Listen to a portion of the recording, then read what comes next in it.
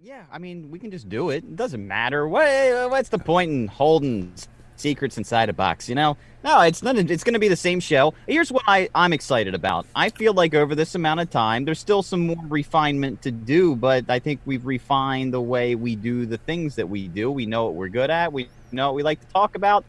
And, you know, it's finally come to a point where it's time to, you know, put away the old uniform, graduate to varsity, put on a brand new striped shirt, and hit the field and play some ball.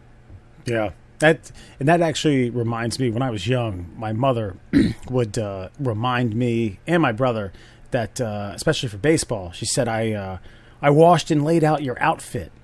And my dad would say, it's a fucking uniform. Diane, it's a goddamn, they don't wear an outfit.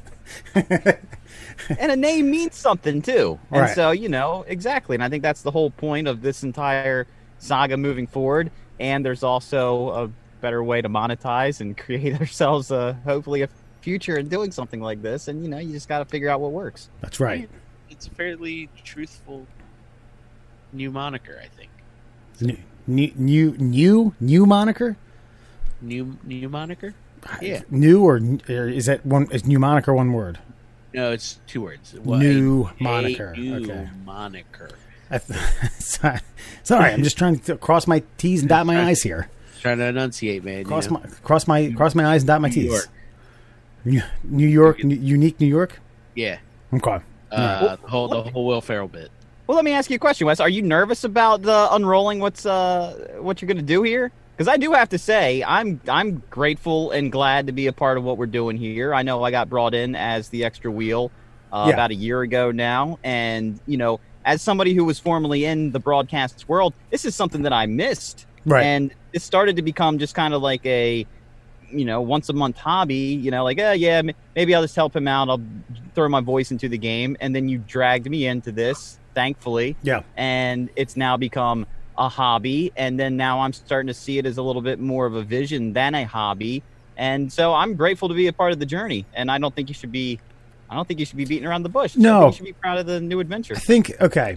So I'll give you a quick Cliff Notes version of the evolution. 2018, I had always wanted to do a podcast. In 2018, I made the decision that it was, and I don't even remember the first real. I think it was 4-1 Ooze. I was doing the Baltimore O and Ooze, Baltimore Ooze, hon. It was going to be strictly a Baltimore podcast, or a Baltimore Orioles podcast, rather. And, you know, about 2 months into the season, it became blatantly obvious that the Orioles were terrible, and they weren't going to get any better. Lost 60 games. And then, and, you know, on a personal note, I had not fully gotten over the passing of my father. I thought that this would be kind of an artistic outlet to kind of span some time and fill my mind, and it didn't work out that way.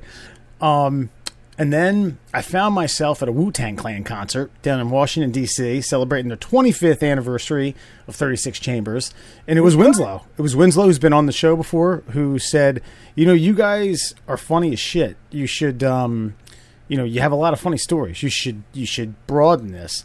So then I really don't. We started. Ryan came to the house. It was Yumi, Alan. It was Yumi and Ryan before the Chargers playoff game. We bullshit. Yeah. We had a great time, and we put the mic, turned the mics off. I'm like, holy shit, that was kind of the way I envisioned this. This was supposed to be a fun thing rather than just, you know, stale bit after stale bit after stale bit. And then I don't even really remember where we branched off from. You know, 95% sports. Was it the good bad movies? Was that when we? I think that might have been the catalyst. Yeah, I believe so.